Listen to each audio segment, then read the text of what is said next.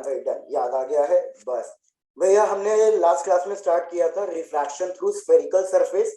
मैंने बोला था उसमें हमेशा हमें बस ये चेक करना है कि लाइट रे ट्रैवल कैसा कर रही है, लाइट रे रेयर टू डेंसर या फिर denser to rare.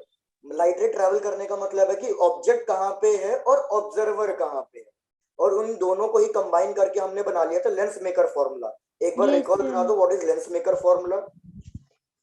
Sir 1/v minus बिल्कुल 1/u is equal to 1/f equals to 1/f, और ये किसके बराबर होगा?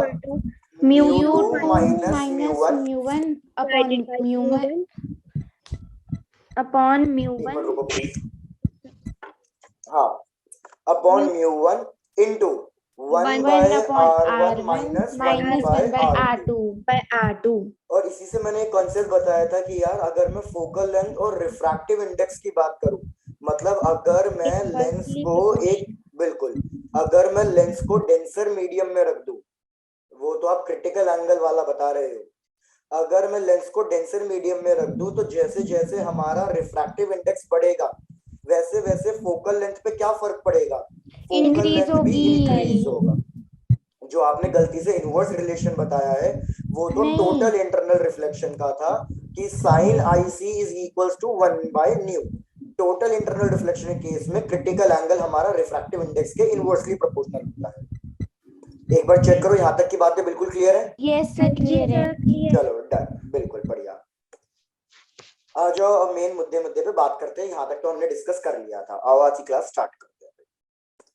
अब यार इतना भी मैंने बता दिया कि focal length of the mirror ये हमारा इंडिपेंडेंट ऑफ मीडियम होता है।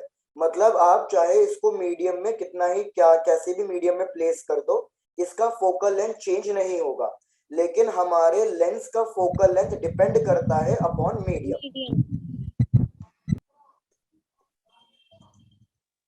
तो मेरे को एक चीज बताओ, इस पे एक क्वेश्चन तो ये बन जाता है कि यार अगर मैं एक लेंस ले रहा हूं, अपने आप ट्राई कर सकते हो सॉल्व करने की, अगर मैं एक लेंस ले रहा हूं और लेंस को इसके एक्सिस के अबाउट अगर मैं कट कर दूं तो भैया इसके फोकल लेंथ पे क्या फर्क पड़ेगा?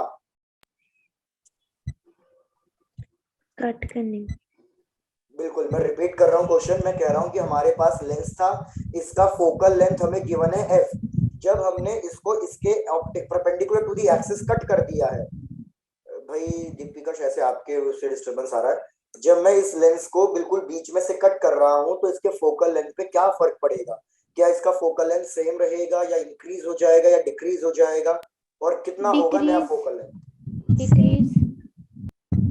तो भाई एक चीज याद रखो, इधर फोकल लेंथ हमारा जो नया फोकल लेंथ है वो प्रीवियस फोकल लेंथ के हमेशा डबल हो जाता है, 2f हो जाता है। भैया ये एक इंपॉर्टेंट कॉन्सेप्ट है, चेक करो, मैं सॉल्व भी करा रहा हूं कैसे होगा ये। Yes sir.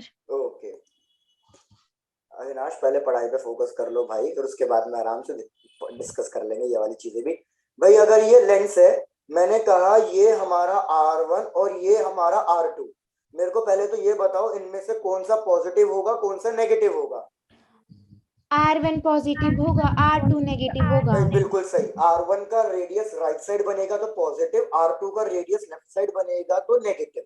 तो मैं इसके लिए फॉर्मूला लिखूंगा 1/f is equals to ν2 minus ν1 divided by ν1 into 1/r1 की वैल्यू पॉजिटिव माइनस 1/r2 की वैल्यू नेगेटिव, तो नेगेटिव नेगेटिव इधर पॉजिटिव बन जाएगा, इक्वेशन 1। अब जब मैंने लेंस को कट कर दिया तो मतलब हमारे पास इस तरीके से आधा लेंस आएगा। तो अगर हमारे पास आधा लेंस आएगा तो R1 तो एज इट इज रहेगा, R1 में आपने कोई चेंजेस नहीं किए, लेकिन अब की बार R2 कितना हो जाएगा? प्लेन सरफेस का रेडियस कितना होता है मिरर के टाइम पे बताया हुआ है मैंने, R/2। अरे वो तो फोकल लेंथ होता है, प्लेन मिरर का फोकल लेंथ कितना होता है? 2f 2r। भैया पूरा बेसिक हिला दिया तुमने तो, अरे नलायको बहुत मार खाओगे।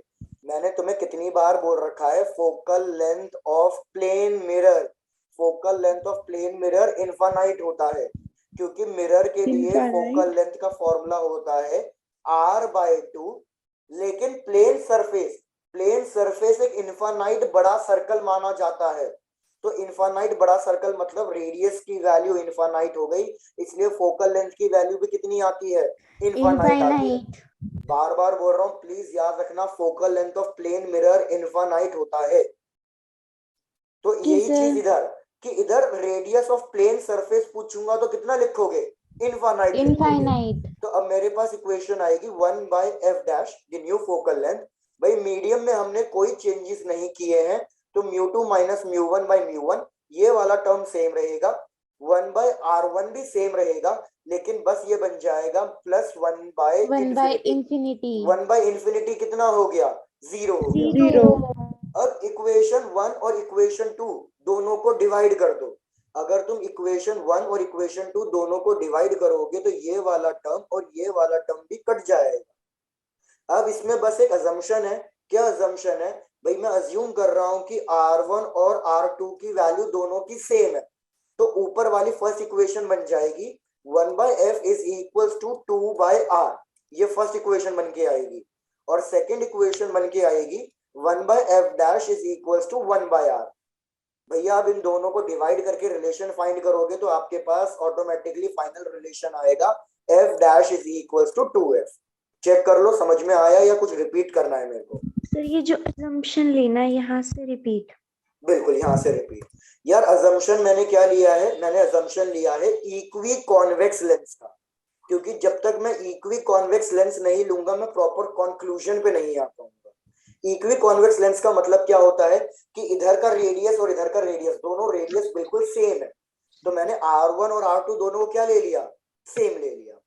तो इधर बताओ, इधर 1/r आएगा, इधर भी 1/r आएगा, 1/r प्लस 1/r कितना हो जाएगा, 2/r। तो वही चीज मैंने इधर लिखी है 2/r।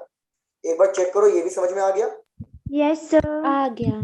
इधर तो सिर्फ 1/r ही बच रहा है। अब मैं कह रहा हूं इन दोनों को, इक्वेशन 1 और इक्वेशन 2 को हमने डिवाइड किया है ना, तो फिर से ये r और r कट जाएगा। अब खुद ही देखो, क्रॉस मल्टीप्लाई करूंगा तो f डैश 2f के बराबर आएगा। क्या डिवीजन करके शो करना है या हो जाएगा? नहीं कर लेंगे कर लोगे ना? Yes sir. बस इक्वेशन 1 और इक्वेशन 2 को डिवाइड करना है।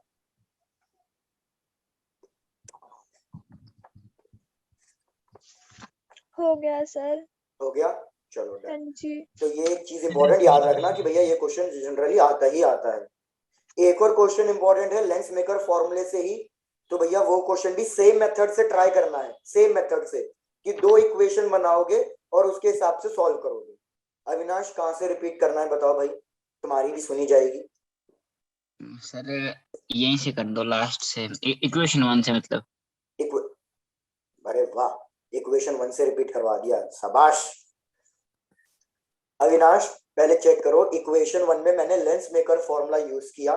लेंस मेकर फॉर्मूला भी पीछे ही लिखा था। क्या था lens maker formula, 1/f is equals to μ2 minus μ1 by μ1 into 1/r1 minus 1/r2। ठीक है अविनाश, इस फॉर्मूले में कोई दिक्कत? No sir. अब मैं क्या कह रहा हूं, इधर क्वेश्चन ने कहा कि भैया दोनों रेडियस को इक्वल ले लो। अगर दोनों रेडियस को इक्वल लूंगा तो μ2 माइनस μ1 बाई μ1, अब यहाँ पे हो जाएगा 1/r प्लस 1/r। ये चीज समझ में आई कि बीच में प्लस क्यों हुआ? Yes sir. क्योंकि एक r पॉजिटिव है, एक r नेगेटिव है, yes, तो नेगेटिव नेगेटिव यहाँ पे बीच में क्या हो जाएगा, प्लस हो जाएगा। बिल्कुल। एक मिनट रुको, क्या कहते हैं राधिका मैडम, आपका क्वेश्चन भी पढ़ता हूँ। अब मैंने कहा कि जब मैंने लेंस को कट कर दिया तो मैंने अभी भी मीडियम वगैरह कुछ चेंज नहीं किया, तो जो ये मीडियम वाला टर्म है, फर्स्ट टर्म, ये सेम रहेगा, μ2 माइनस μ1 बाई μ1। मैंने बस चेंज क्या किया है, रेडियस चेंज किया है। तो R1 की जगह तो मैं क्या लिखूंगा, R ही, लेकिन R2 की जगह क्या लिखूंगा मैं, इन्फिनिटी। Yes sir. अब मैं कह रहा हूँ अविनाश इन दोनों को डिवाइड कर दो। तो जब इन दोनों को डिवाइड करोगे, ये जो रिफ्रैक्टिव इंडेक्स वाला टर्म है ये दोनों इक्वेशन में सेम आ रहा है, तो ये तो कट जाएगा। इन दोनों को डिवाइड करने पे आएगा f dash by f is equals to, भैया ये हो जाएगा हमारे पास 2/r divided by 1/r। r cut गया, क्रॉस मल्टीप्लाई करोगे तो f डैश की वैल्यू किसके बराबर आ जाएगी, 2f के बराबर आ जाएगी। मतलब हमारा फोकल लेंथ हमेशा डबल हो जाएगा जब भी हम लेंस को ऐसे परपेंडिकुलरली कट करेंगे एक्सिस से, प्रिंसिपल एक्सिस के परपेंडिकुलर। Yes sir. हाँ, अब राधिका मैडम साहब क्वेश्चन पढ़ता हूँ। Yes, Will the sir. focal length of a lens for a red light will be same or less than for the blue light? बिल्कुल, चलो आओ चेक करेंगे।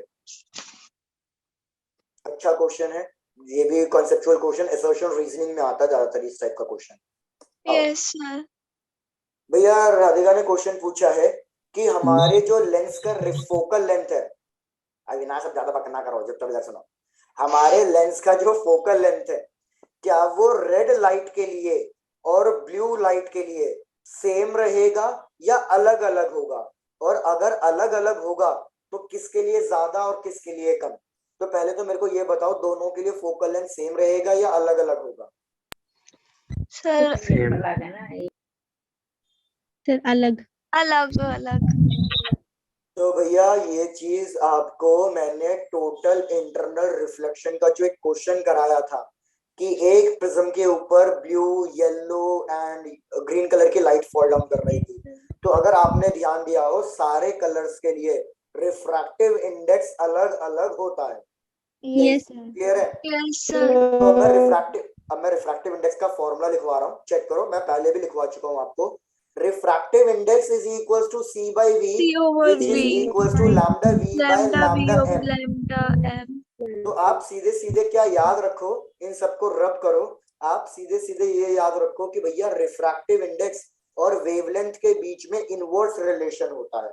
आई रिपीट कि भैया रिफ्रैक्टिव इंडेक्स और वेवलेंथ के बीच में इनवर्स रिलेशन होता है। ये बहुत इंपॉर्टेंट रिलेशन होता है, काफी जगह यूज किया जाता है। तो अब ये तो तुम्हें पता ही होगा, 9th क्लास से पढ़ते आ रहे हो, इनफैक्ट उससे भी कम क्लास से पढ़ते आ रहे हो कि भैया रेड और ब्लू में से सबसे ज्यादा वेवलेंथ किसकी होती है? रेड की वेरी गुड, रेड की वेवलेंथ मैक्सिमम होती है, इसलिए सारे डेंजर साइन रेड के बनाए जाते हैं, और ब्लू कलर की वेवलेंथ मिनिमम होती है। तो मेरे को बताओ इसी से मैं क्या कह सकता हूँ कि रिफ्रैक्टिव इंडेक्स किसका सबसे ज्यादा होगा और किसका सबसे कम होगा? ब्लू Sir, का red सबसे का ज्यादा ज्यादा होगा, होगा। अरे उल्टा नहीं बोल गए, ज्यादा होगा और रेड का कम होगा। वेरी गुड, वेवलेंथ और रिफ्रैक्टिव इंडेक्स इनवर्सली प्रोपोर्शनल है।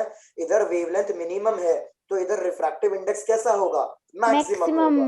इधर वेवलेंथ मैक्सिमम है तो इधर रिफ्रैक्टिव इंडेक्स कैसा होगा? मिनिमम होगा। अब फिर से अभी जो क्लास की स्टार्टिंग हुई थी जिस कॉन्सेप्ट से, उसी कॉन्सेप्ट को फिर से कर लो भैया। अगर मैं लेंस की बात करूं, जैसे जैसे आप रिफ्रैक्टिव इंडेक्स बढ़ाओगे फोकल लेंथ पे क्या असर पड़ेगा? आज क्लास की स्टार्टिंग डिक्रीज होएगी। अरे फिर मारूंगा मैं। सर इंक्रीज होएगी। इंक्रीज होएगी। अरे भैया सीधा सीधा याद रखो, रिफ्रैक्टिव इंडेक्स अगर इंक्रीज कर रहे हो फोकल लेंथ इंक्रीज करेगा। ये कहीं लिख लो भैया, बार बार गलती ना करो। लिख लिया है, इंक्रीज ही बोला था। अरे राधिका मैडम ने डिक्रीज बोला था। हाँ, तो अब अपने आप बता दो कि किसके लिए भैया रिफ्रैक्टिव इंडेक्स और फोकल लेंथ डायरेक्टली प्रोपोर्शनल है, तो फोकल लेंथ किसके लिए कम होगा? सबसे रेड कलर के लिए सबसे कम होगा और ब्लू कलर के लिए सबसे ज्यादा होगा। बिल्कुल, तो दोनों के लिए सेम नहीं है, दोनों के लिए अलग अलग है। ब्लू के लिए मैक्सिमम, रेड के लिए मिनिमम। लिख लो। लिख लिया सर।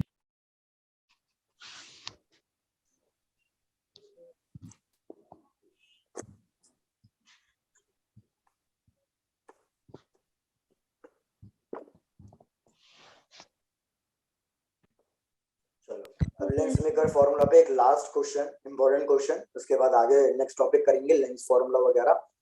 हो गया सर। भैया क्वेश्चन है कि हमारे पास एक लेंस है, सपोज ले लो कॉन्वेक्स लेंस। हमारे पास एक कॉन्वेक्स लेंस है और क्या कहते हैं, इसका जो रिफ्रैक्टिव इंडेक्स है, इसका रिफ्रैक्टिव इंडेक्स दे रखा है 3/2। ठीक है, इसका पहले फोकल लेंथ है कुछ ना कुछ f, focal length in air, जब हमने इस लेंस को एयर में प्लेस किया है। अब हमने क्या किया, इस कॉन्वेक्स लेंस को हमने वाटर के अंदर प्लेस कर दिया। लेंस इज इमर्ज्ड या प्लेस्ड इन वाटर, और वाटर वाटर का रिफ्रैक्टिव इंडेक्स हमें दे रखा है भैया, दैट इज 4/3, तो डेफिनेटली हमारा फोकल लेंथ चेंज हो जाएगा। सपोज इसका फोकल लेंथ आएगा f डैश, तो मेरे को focal length f dash by f, मतलब focal length in water divided by focal length in air, इसका रेशियो बताना है कितना आए। चेक करो क्वेश्चन क्लियर है या कुछ फिर से एक्सप्लेन करो। रिपीट करो एक बार क्वेश्चन। रिपीट। भैया मेरे पास एक लेंस है, ये लेंस पहले एयर के अंदर रखा हुआ है, नॉर्मल एयर के अंदर, इसका रिफ्रैक्टिव इंडेक्स 3/2 है। जब मैं इसको एयर के अंदर रख रहा हूं तो इसका फोकल लेंथ कितना है अभी, f है, ठीक है। अब मैंने इसको लिक्विड में डाल दिया, पानी में डाल दिया, तो अगर मैं पानी में डालूंगा तो इसका फोकल लेंथ चेंज हो जाएगा, तो इसका फोकल लेंथ चेंज होकर कितना आया, f डैश आया। वाटर का फोकल रिफ्रैक्टिव इंडेक्स गिवन है, लेंस का रिफ्रैक्टिव इंडेक्स गिवन है, एयर का रिफ्रैक्टिव इंडेक्स तो आपको पता ही होता है, एयर का यस रिफ्रैक्टिव सर, इंडेक्स 1। 1। तो बस इतने इसी इंफॉर्मेशन गिवन है, आपको focal length in water divided by focal length in air, lens का उसका रेशियो कैलकुलेट करके बता। अल्टीमेटली हिंट मैंने आपको पहले भी दिया था, अभी भी दे रहा हूं, लेंस मेकर फॉर्मूला ही यूज करना है। दो इक्वेशंस बनाओगे, दो इक्वेशंस को डिवाइड करोगे, अपने आप रेशियो की वैल्यू आ जाएगी। ट्राई करो तो।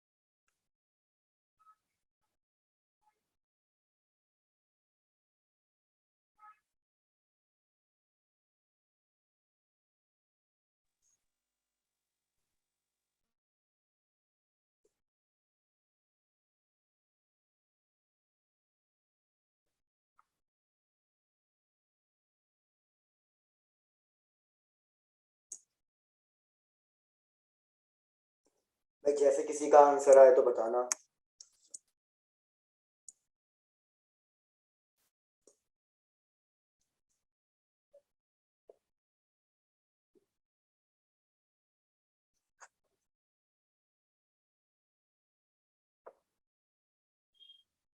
या सॉल्व कराना है ये? सर कर रहे हैं अभी। यस। नहीं दीपिका, आंसर सही नहीं आ रहा।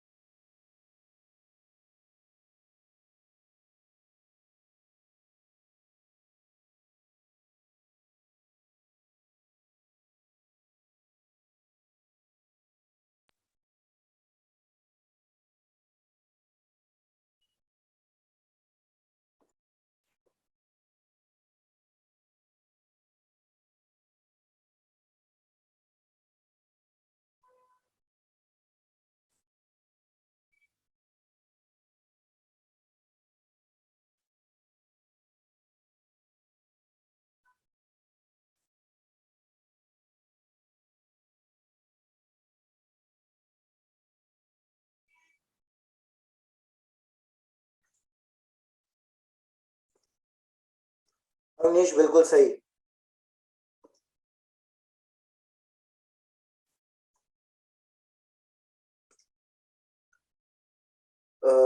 साक्षी थोड़ा सा गलत आ रहा है।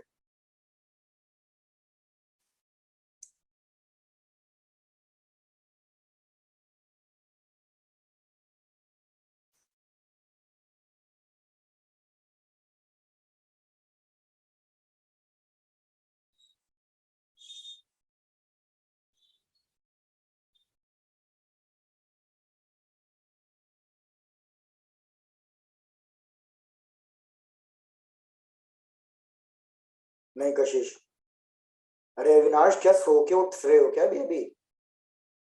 हैव नालायक और नालायक, जल्दी बताओ। अब जाके तुम्हें ये आया कि सर क्वेश्चन रिपीट करो। चलो भाई क्वेश्चन सॉल्व करा रहा हूँ, ज्यादा डिले ना करो। यार देखो इक्वेशन क्या बनेगी, पहले मेरे को एक चीज समझाओ। अगर मैं इस लेंस को चाहे लिक्विड में डालूं या किसी भी इसमें करूं, मीडियम में रखूं, क्या इसका शेप चेंज हो जाएगा या सिर्फ फोकल लेंथ चेंज होगा? सिर्फ फोकल सब लेंथ। फोकल लेंथ ही सिर्फ होएगा। फोकल लेंथ चेंज होगा, इसकी शेप में थोड़ी कोई चेंजेस आएंगे। हम कोई मेल्ट वगैरह थोड़ी कर रहे हैं, तो बस इसी को ध्यान में रखो। भाई सबसे पहली इक्वेशन आप लिखोगे एफ ऑफ एयर। अब मैं आपको ये भी कितनी बार बता चुका हूं कि ν2 हमेशा रिफ्रैक्टिव इंडेक्स ऑफ लेंस होता लेंस है, का होता है। तो ये हमें 3/2 गिवन है। और µ1 हमेशा सराउंडिंग का होता है, तो हमारे पास दो सराउंडिंग गिवन है, पहले एयर और बाद में हमें गिवन है वाटर, तो उसके हिसाब से वैल्यू चेंज करेंगे। भैया तो मैं लिखूंगा सबसे पहले केस में एयर है तो µ2 minus µ1 divided by µ1 into 1/r1 minus 1/r2। Convex lens है तो R2 नेगेटिव में होगा, तो नेगेटिव नेगेटिव पॉजिटिव में हो जाएगा। ये हमारी इक्वेशन 1 है। इस इक्वेशन 1 को थोड़ा सा मतलब इस बीच वाले टर्म को, इस बीच ये फर्स्ट टर्म जो है इसको अगर थोड़ा सा सिंप्लीफाई करके लिखूं, 3/2 माइनस 1 कितना होगा? 1/2 1/2। तो मैं क्या इसको डायरेक्टली 1/2 लिख दूं तो सबको समझ में आ जाएगा बाद में? आ जाएगा। चलो डन। तो भैया डायरेक्टली इसको इरेज करके 1/2 कर देता हूँ। अविनाश अभी पूछ लो अगर डाउट है, तो पूरा क्वेश्चन खत्म होने के बाद पूछोगे, रिपीट करने के लिए तो बहुत मार खाओगे।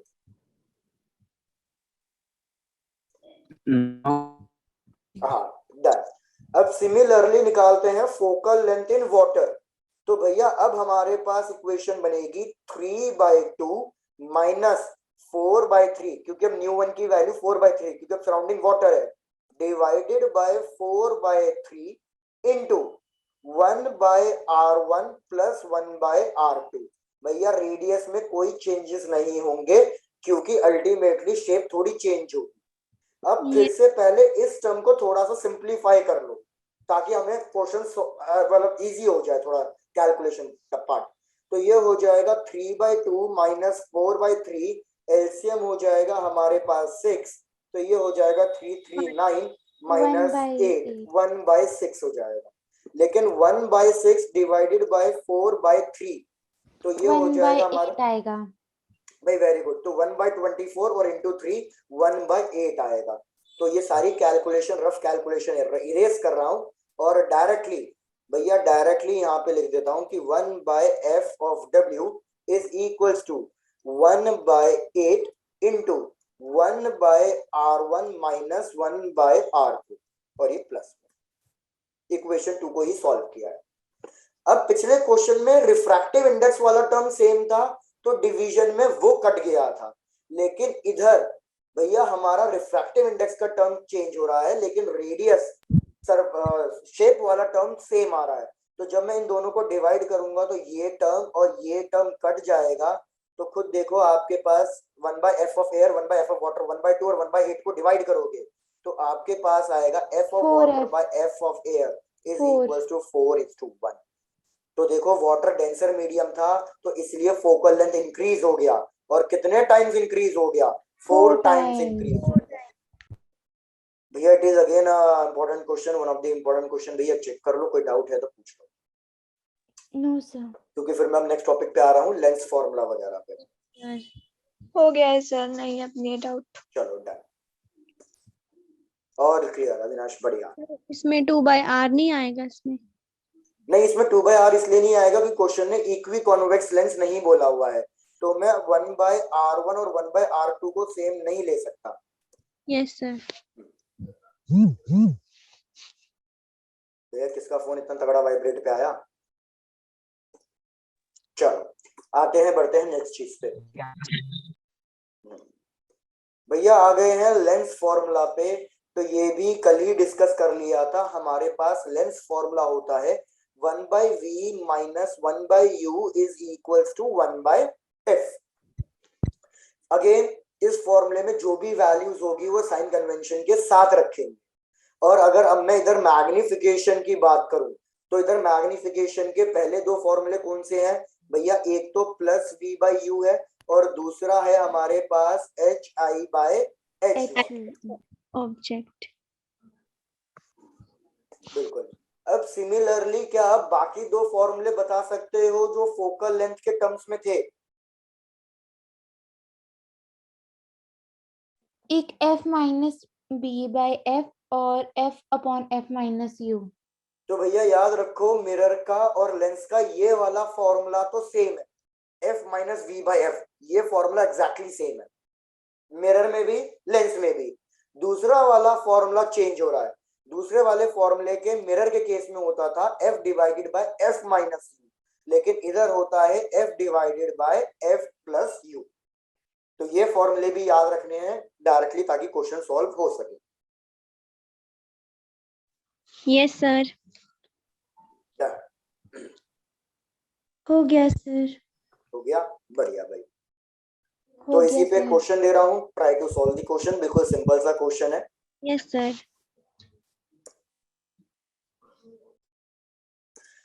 भाई क्वेश्चन कह रहा है कि हमने एक कॉन्वेक्स लेंस लिया और जो हमें इमेज मिल रही है, इमेज की जो लेंथ है that is 4 times the size of the object. यहां लिख रहा हूं image is 4 times enlarged than the object।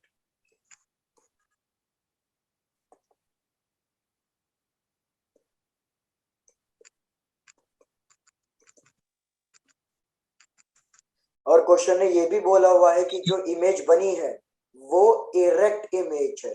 तो ऑलमोस्ट सारी इंफॉर्मेशन तो क्वेश्चन ने दे दी है कि कॉन्वेक्स लेंस है, इमेज 4 टाइम्स बड़ी बनी है देन दी ऑब्जेक्ट, और इमेज जो बनी है that is in large image. Focal length भी दे रखा है, फोकल लेंथ इज 20 सेंटीमीटर। आपको क्या बताना है? आपको object distance and image distance calculate करके बताना। अब इससे पहले फिर से एक चीज पे आ जाओ, मैंने आपको मिरर के लिए तो बताया हुआ है, लेंस के लिए नहीं बताया। भैया हमारा कॉन्वेक्स लेंस कन्वर्जिंग होता है, तो इसका जो फोकल लेंथ होगा कॉन्वेक्स लेंस का वो कैसा होगा, पॉजिटिव या नेगेटिव? नेगेटिव। भैया याद रखना कॉन्वेक्स लेंस का फोकल लेंथ पॉजिटिव होता है क्योंकि इसका जो फोकल लेंथ है वो राइट साइड लाई करता है, रिफ्रैक्शन हो रहा है इधर, तो रिफ्रैक्शन में तो लाइट रे को दूसरी साइड जाना चाहिए। और अगर मैं कॉन्केव लेंस की बात करूं तो कॉन्केव लेंस हमारा जो डाइवर्जिंग लेंस है भैया, इस केस में इसका जो फोकल लेंथ है वो सेम साइड आता है, तो लाइट रे रिफ्रैक्ट करके तो दूसरी साइड जानी चाहिए, लेकिन इसका तो सेम साइड आ रहा है, तो इसलिए इसका फोकल लेंथ नेगेटिव है। तो इधर जो मैंने ये फोकल लेंथ दे रखा है 20 सेंटीमीटर, इसकी वैल्यू प्लस में ही रहेगी, दैट इज 20 सेंटीमीटर। बस इतनी इंफॉर्मेशन दे दिया, try to calculate U and we.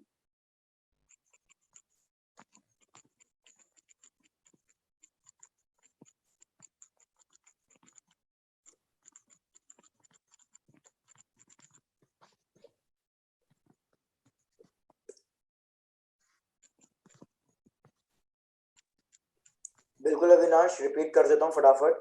Avinash पहले तो सबसे पहली बात ये याद रखो, कॉन्वेक्स लेंस का फोकल लेंथ पॉजिटिव होता है, कॉन्केव लेंस का फोकल लेंथ नेगेटिव होता है।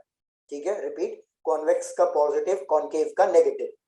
अब क्वेश्चन में क्या बोला हुआ है कि हमारे पास एक कॉन्वेक्स लेंस है, इमेज जो है वो 4 टाइम्स लार्जर, मतलब 4 टाइम्स बड़ी बनी है in comparison to the object.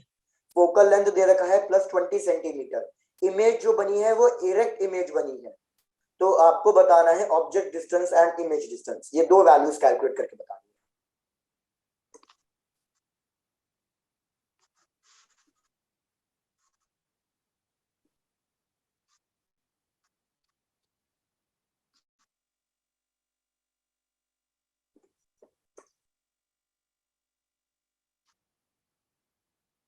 नहीं राधिका मैडम, सभी 2-3 क्लासेस के नोट्स अपलोड नहीं हुए हैं और मैं आज अपलोड कर दूंगा। Thank you sir. ओके।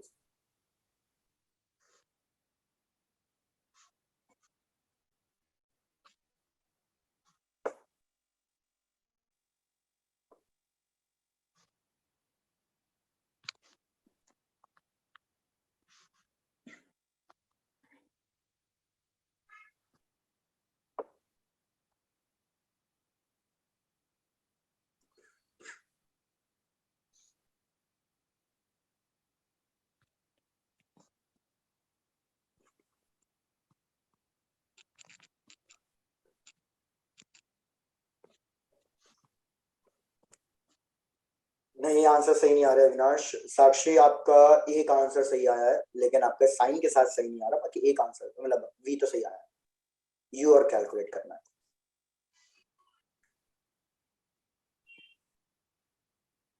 चलो भाई आओ सॉल्व करते हैं। साक्षी यू भी सही आया है, गुड। सबसे पहले भैया अब जैसे फॉर्मूले की बात करें, मैग्निफिकेशन, मेरे को बताओ मैग्निफिकेशन कितना लिखूं, क्वेश्चन में कितना गिवन है मैग्निफिकेशन? मैग्निफिकेशन भैया इमेज 4 टाइम्स बड़ी बनी है अगर ऑब्जेक्ट के, तो मैग्निफिकेशन कितना गिवन है? 4। भाई वेरी गुड, मैग्निफिकेशन 4 गिवन है, लेकिन Yes, +4 या -4?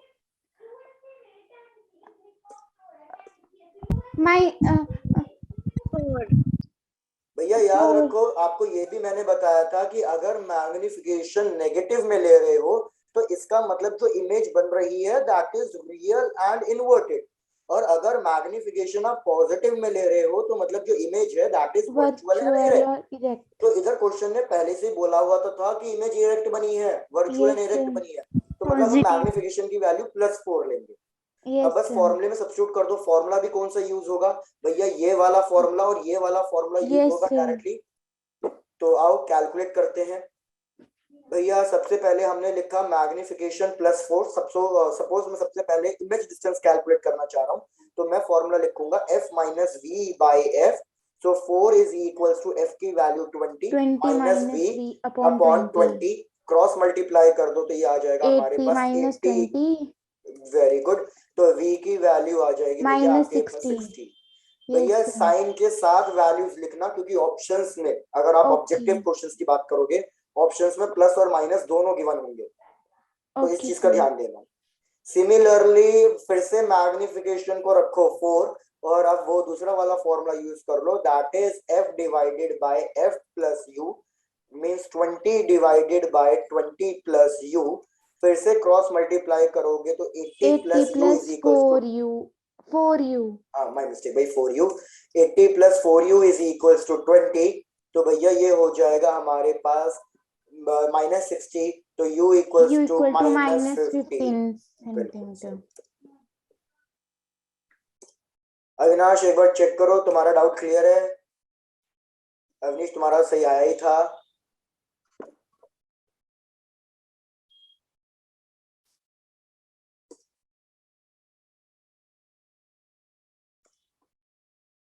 अविनाश -25 गलत आ रहा है ना, एक तो -60 आ रहा है और एक -15 आ रहा है। -15 तो तुमने निकाल दिया था, -25 गलत आ रहा है।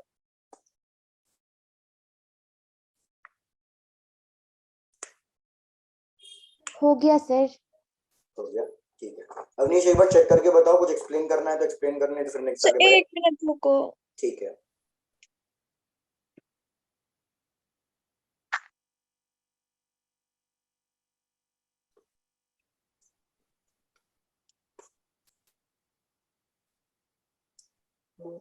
यस सर हो गया। हो गया।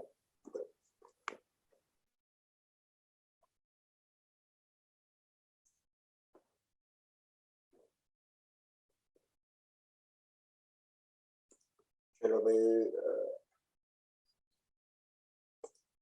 अरे यार अविनाश, चलो इधर नेक्स्ट टॉपिक है हमारे पास, कॉम्बिनेशन ऑफ लेंस।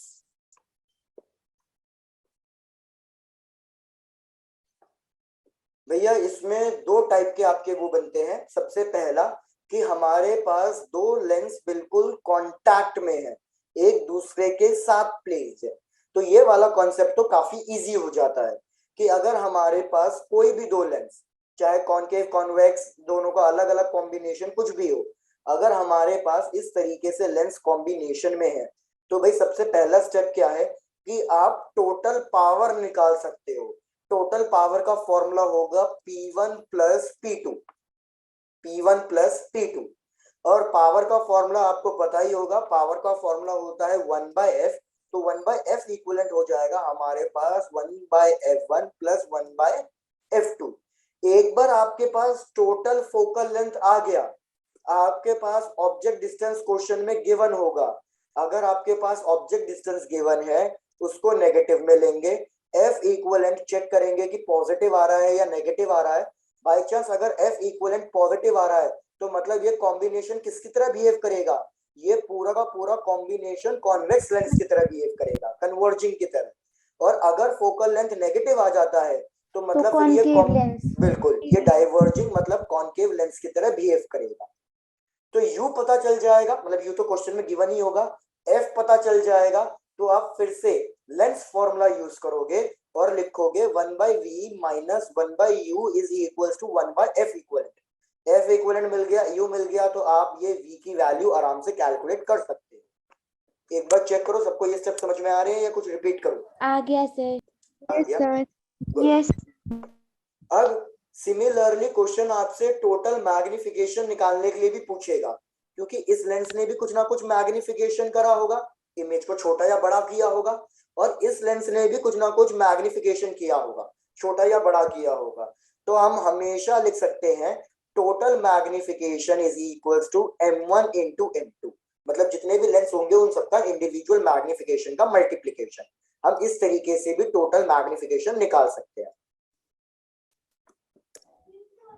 सीरीज वाले लास्ट को ना फिर से रिपीट करना है। फिर से रिपीट करना है यार। देखो हमारे दोनों लेंस ने क्या किया होगा, मैं पहले तो आपको एक तरीका बताता हूँ कि एक्चुअल में चीजें हो क्या रही है, किस लेवल पे हो रही है।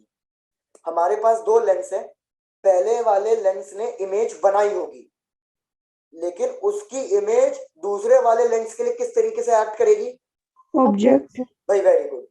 फिर दूसरा वाला लेंस भी एक फाइनल इमेज बनाएगा, तो आपको लेंस 1 की इमेज दिखाई नहीं देगी क्योंकि उसकी इमेज तो दूसरे वाले के लिए ऑब्जेक्ट का काम कर गई। आपको फाइनल इमेज दिखाई देगी जो लेंस 1 और लेंस 2 दोनों के कॉम्बिनेशन ने मिलाकर बनाई। क्या यहाँ तक की बातें क्लियर है? Yes sir. Yes, sir. अब मैं बोल रहा हूँ सिंस लेंस 1 ने भी इमेज बनाई है तो मतलब उसका भी तो मैग्निफिकेशन निकल के आएगा, और उसका मैग्निफिकेशन होगा v1/u, जो ये u दे रखा है और जो इसने इमेज बनाई होगी। लेकिन m2 की वैल्यू क्या लिखूंगा? m2 की वैल्यू भाई m2 के लिए फाइनल इमेज होगी v2 और v1 इसकी इमेज ही क्या बनेगी? ऑब्जेक्ट बनेगी। ऑब्जेक्ट। तो यहाँ पे आ जाएगा आपके पास v1। अब मैं कह रहा हूँ कि दोनों ने अलग अलग मैग्निफिकेशन किया, लेकिन क्या आपको दो अलग अलग इमेज दिख रही है या एक फाइनल इमेज दिख रही है? Final. एक फाइनल इमेज दिख रही है। तो सर आपको फाइनली इमेज दिखती है। बिल्कुल, तो आपको एक फाइनल मैग्निफिकेशन मिलेगा और वो फाइनल मैग्निफिकेशन होगा m1 इंटू m2। तो अगर आप m1 इंटू m2 करोगे तो आपके पास आएगा final image distance by object distance. तो यही तो होता है मैग्निफिकेशन का। Object distance. Yes, sir. Yes, sir. तो मैं कह रहा था आपको बस कि आप टोटल मैग्निफिकेशन कभी भी कैलकुलेट करना चाहो तो दोनों लेंस के अगर आपको इंडिविजुअल मैग्निफिकेशंस गिवन है तो आप उनसे भी टोटल मैग्निफिकेशन कैलकुलेट कर सकते हैं, और अगर नहीं गिवन है फिर तो आप final image distance by object distance इसकी वैल्यू रखना, आपको फाइनल मैग्निफिकेशन मिल जाएगा। Okay sir. Yes, sir. हो गया सर। हो गया? गुड। हो गया।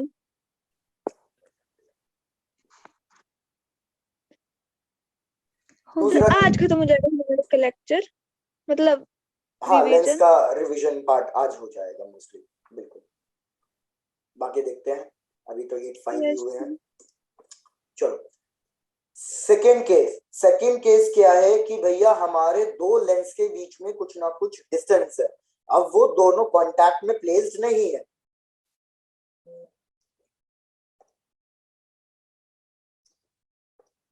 इसका फोकल लेंथ f1, इसका फोकल लेंथ f2, और इन दोनों के बीच का जो डिस्टेंस है वो हमें गिवन है d। तो भैया इस केस में भी क्या करोगे? सेम आप लिखोगे पहले टोटल पावर, लेकिन टोटल पावर इस केस में अलग हो जाती है। इस केस में हो जाता है P1 प्लस P2 तो होता ही है, लेकिन साथ में हो जाता है माइनस डी P1 P2। तो हमारे पास फाइनल फॉर्मूला बनेगा 1/f equivalent is equals to 1/f1 plus 1/f2 minus d/f1 f2। लेकिन इस फॉर्मूले में एक दिक्कत है, ये वाला फॉर्मूला सिर्फ तब यूज कर सकते हो जब डिस्टेंस की वैल्यू छोटी हो, बहुत छोटी हो in comparison to focal length, तभी आप ये फॉर्मूला यूज कर सकते हो। लेकिन जरूरी थोड़ी है कि आपको हर बार ये डिस्टेंस छोटा गिवन हो फोकल लेंथ के कंपैरिजन में। तो इसलिए इसको सॉल्व करने के लिए फिर हम दूसरी अप्रोच लगाएंगे। इस वाली अप्रोच को कंसिडर नहीं करेंगे। बुक्स में ये वाली अप्रोच भी दे रखी है, लेकिन मोस्टली हम ये वाली अप्रोच को फॉलो नहीं करेंगे। हम दूसरी अप्रोच, दूसरे मेथड को फॉलो करेंगे। और दूसरा मेथड क्या है, जैसे मैंने अभी बताया, बिल्कुल एग्जैक्टली वही वाला, कि पहले आप लेंस 1 के लिए सॉल्व करो। भैया लेंस 1 के लिए आप इमेज डिस्टेंस कैलकुलेट करो, आपको ऑब्जेक्ट डिस्टेंस गिवन होगा, आपको फोकल लेंथ गिवन होगी, तो क्या आप V1 की वैल्यू कैलकुलेट कर पाओगे? यस सर, कर लेंगे। अब जो ये V1 निकल के आएगा, ये इमेज दूसरे वाले लेंस के लिए कैसा एक्ट करेगी? ऑब्जेक्ट का काम करेगी। तो दूसरे वाले लेंस के लिए ऑब्जेक्ट डिस्टेंस क्या हो जाएगा? V1 minus D। जो भी इसकी इमेज बनेगी उसके अंदर ये डिस्टेंस सब्ट्रैक्ट करना पड़ेगा, V1 माइनस D। तो आपके पास ऑब्जेक्ट डिस्टेंस मिल गया, फोकल लेंथ गिवन होगी, तो आप फिर से लेंस फॉर्मूला यूज करना, 1/V2 minus 1/U2 is equal to 1/F2। तो आपके पास फाइनल इमेज डिस्टेंस आपको मिल जाए। और इस केस के अंदर भी हम टोटल मैग्निफिकेशन इसी तरीके से कैलकुलेट कर सकते हैं, that is multiplication, product of individual magnifications. Check करो पूरा मेथड समझ में आया कि कैसे अप्रोच लगानी है। डन।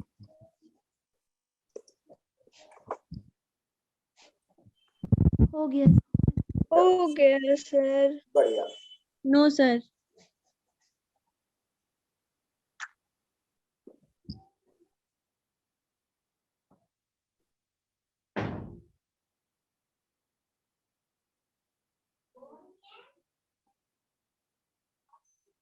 यस सर, हो गया। हो गया, चलो। तो भैया इसी के ऊपर एक क्वेश्चन ट्राई कर लो फिर से, और फिर आगे देखते हैं। Yes sir. एक मिनट रुको, ये वाला भी तुम यही है, कर दोगे? चलो भाई, क्वेश्चन है कि हमारे पास दो लेंस है, लेंस L1, इसको लेंस L1 लिख देता हूं, और इसकी पावर हमें गिवन है, पावर है +15 डायप्टर। हमारे पास एक दूसरा लेंस है L2 और इसकी पावर दे रखी है -5 डायप्टर। तो हमें क्या क्या बताना है? फर्स्ट पार्ट, हमें focal length of the combination बताना है कि focal length of the combination क्या है, और ये जो कॉम्बिनेशन है ये इसका नेचर कैसा होगा। नेचर का मतलब समझ रहे हो ना, कि ये कॉम्बिनेशन कन्वर्जिंग की तरह बिहेव करेगा या फिर डाइवर्जिंग की तरह बिहेव करेगा। नेचर का मतलब ये होता है कन्वर्जिंग या डाइवर्जिंग। और दूसरा पार्ट क्या बोल रहा है? दूसरा पार्ट बोल रहा है कि यार इन दोनों लेंस के, मतलब हमने एक ऑब्जेक्ट वगैरह रखा हुआ है और ऑब्जेक्ट का साइज गिवन है, दैट इज 3 सेंटीमीटर। ये ऑब्जेक्ट प्लेस्ड है at a distance of 30 centimetre. तो मेरे को क्या बताना है? Image distance and height of the image. ये है हमारा सेकंड पार्ट। चलो ट्राई टू सॉल्व इट। फिर से रिपीट कर रहा हूं, लेंस 1 लेंस 2 दोनों का पावर गिवन है, हमें बताना है फर्स्ट पार्ट में focal length of the combination and it's nature, और सेकंड पार्ट में ऑब्जेक्ट डिस्टेंस गिवन है, ऑब्जेक्ट की हाइट गिवन है, हमें बताना है image distance and the height of the image.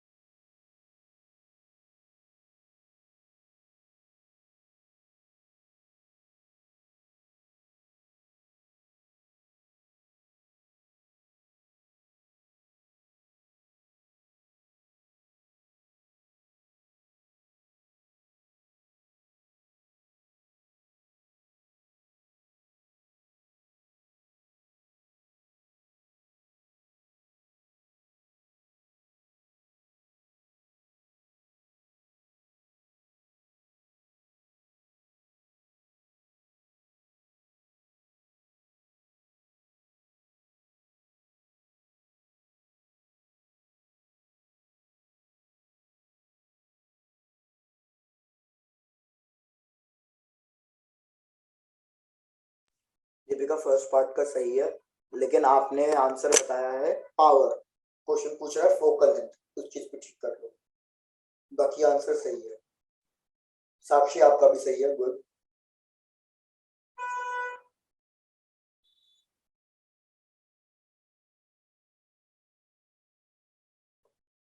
Avinash तुम्हारा आंसर तो कहाँ गया भाई, एक मिनट रुको। नहीं अनीश सही नहीं आ रहा। अच्छा अविनाश तुम्हारा ऊपर हो गया। हाँ अविनाश मतलब सही नहीं आ रहा, वैल्यू सही आ रही है, साइन सही नहीं आ रहा है। नहीं कशिश अभी भी आंसर सही नहीं है आपका भी।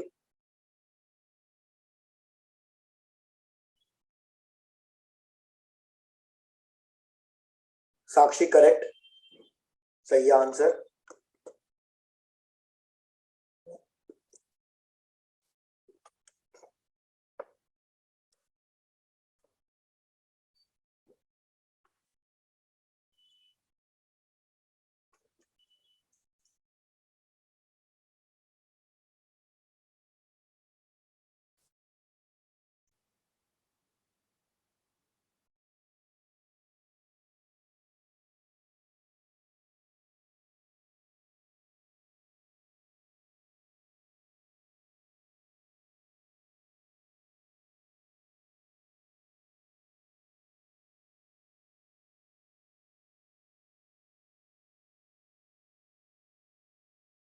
लास्ट एक मिनट फिर मैं एक्सप्लेन करना शुरू कर रहा हूँ। अवनीश मैं फिर से वही बोल रहा हूँ, वैल्यू सही आ रही है, साइन सही नहीं आ रहा।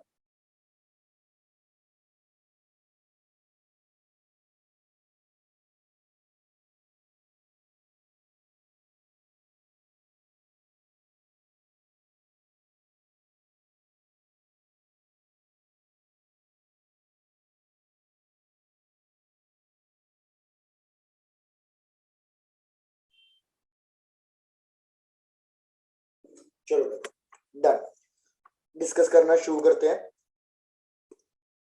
भाई सबसे पहले हमें पावर्स गिवन है तो हम कैलकुलेट कर लेंगे अपना पावर इक्विवेलेंट। तो इक्विवेलेंट पावर हो जाएगा P1 प्लस P2, तो ये हो गया हमारे पास plus 15 dioptre minus 5 dioptre, so that is total is plus 10 dioptre. अरे यार जब पावर हमारे पास प्लस 10 आ रही है तो मतलब हमारे पास फोकल लेंथ भी तो प्लस में ही आएगा। तो फोकल लेंथ अवनीश नेगेटिव में कहां से लेके आ रहे हो? Sir converging.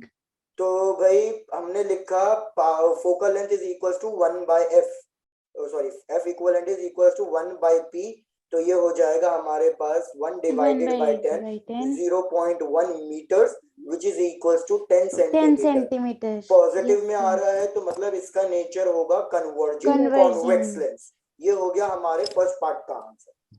Yes sir. अब बात करते हैं सेकेंड पार्ट की। तो सेकेंड पार्ट के लिए हम यूज करेंगे अपना लेंस फॉर्मूला, तो that is 1 by V minus 1 by U is equals to 1 by F. तो 1 बाई वी यू की वैल्यू मैं आपको पहले भी बता चुका हूँ फर्स्ट क्लास से ही, यू की वैल्यू हमेशा नेगेटिव में ली जाती है, तो नेगेटिव नेगेटिव प्लस हो जाएगा 1 बाई 30, और फोकल लेंथ तो प्लस 1 बाई 10 आया ही। इसको सॉल्व कर लो तो 1 by V is equals to 1 by 10 minus 1 by 30। भैया सॉल्व करोगे तो v की वैल्यू प्लस 15 आएगी। यस और ये प्लस में आनी जरूरी है क्योंकि ये वैल्यू बड़ी है, ये वैल्यू छोटी है। We are subtracting a bigger value minus smaller value, तो डेफिनेटली वैल्यू तो प्लस में ही आनी चाहिए। अब v मिल गया है, अब हमें क्या कैलकुलेट करना था? Height of the image. तो मैग्निफिकेशन का फॉर्मूला यूज किया, v by U is equal to H I by H O. तो v की वैल्यू 15, u की वैल्यू माइनस 30, एच आई की वैल्यू फाइंड करनी है और एच ओ की वैल्यू हो जाएगी हमारे पास, दैट इज कितनी थी? प्लस 3। ये हो गया 10, 15 डिवाइडेड बाय 10 1.5, एच आई की वैल्यू माइनस 1.5। और इधर माइनस साइन क्या इंडिकेट कर रहा है कि हमारे पास जो इमेज बनी है वो इन्वर्टेड इमेज बनी है। यस इसलिए एच आई नेगेटिव आ रहा है कि भैया हमारे पास जो इमेज बनी है that is real and inverted.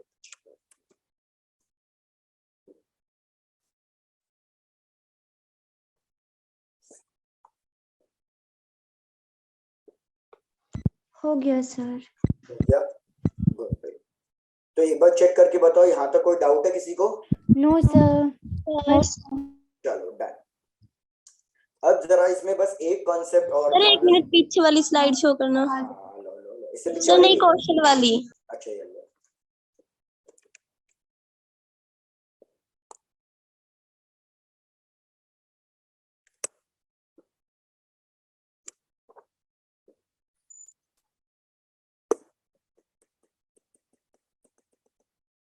Thank you sir. अब भैया यहाँ पे एक कॉन्सेप्ट समझ लो कि यार अगर मैं बोल रहा हूँ कि ये हमारे पास कोई भी एक लेंस है और यहाँ पे हमने रखा हुआ है कोई एक प्लेन मिरर, ये हमारे पास प्लेन मिरर है और क्वेश्चन ने बोला हुआ है कि हमने यहाँ पे रखा है कहीं ना कहीं एक ऑब्जेक्ट। सपोज इस ऑब्जेक्ट का डिस्टेंस मेरे को कुछ गिवन है कि भैया इस ऑब्जेक्ट का डिस्टेंस कितना है, कोई भी एक वैल्यू ले लेता हूँ। जैसे मैंने कहा कि भैया ऑब्जेक्ट डिस्टेंस मेरे को गिवन है 10 सेंटीमीटर, बस इतनी ही इंफॉर्मेशन गिवन है। और एक क्वेश्चन ने बोला हुआ है कि ऑब्जेक्ट और जो इमेज है वो सेम जगह बन रहे हैं, जैसे हम सेंटर ऑफ कर्वेचर पे रखते थे, याद है कि ऑब्जेक्ट और इमेज सेम जगह पे बन जाते हैं, ऐसे इधर है कि ऑब्जेक्ट और इमेज सेम जगह पे बन रहे हैं। तो एक बार सारी इंफॉर्मेशन रिपीट कर रहा हूँ। हमारे पास कोई एक लेंस है, यहाँ पे एक मिरर है, ऑब्जेक्ट और इमेज सेम जगह पे बन रहे हैं और ऑब्जेक्ट डिस्टेंस गिवन है। इतनी इंफॉर्मेशन से आपको बताना है what will be the focal length of this lens. हमें focal length of this lens बताना है कि भैया कितना होगा। चलो ट्राई करके बताओ।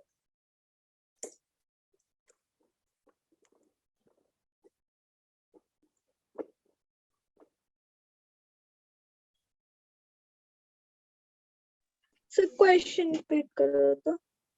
क्वेश्चन है कि हमें कॉन्वेक्स लेंस का जो भी ये लेंस था उसका फोकल लेंथ बताना है कि उसका फोकल लेंथ कितना होगा। और हमें क्वेश्चन ने क्या बोला हुआ है कि जहां पे ऑब्जेक्ट है वहीं पे इमेज बनी है due to this combination of lens and a mirror. इस लेंस और मिरर के कॉम्बिनेशन की वजह से जहां पे ऑब्जेक्ट है वहीं पे इमेज बनी है।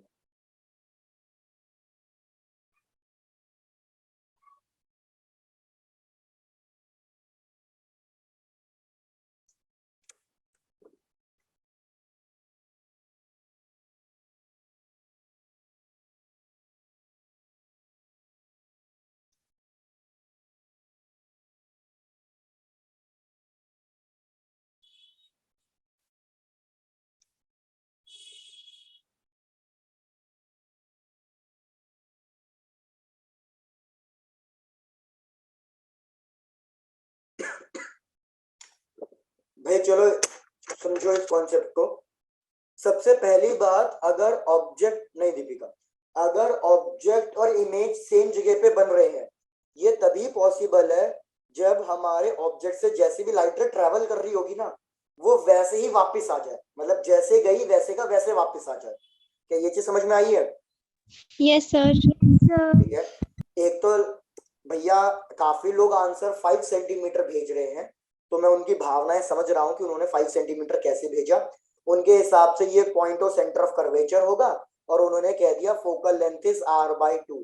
अरे नलायको, फोकल लेंथ इज r/2 केवल और केवल मिरर के लिए यूज किया जा सकता है, तुम लेंस के लिए कहां से यूज कर रहे हो? गलत है। तो आंसर 5 सेंटीमीटर तो नहीं है, पहले तो इस चीज को क्लियर कर लो। तो अब वापस कॉन्सेप्ट पे आ जाओ।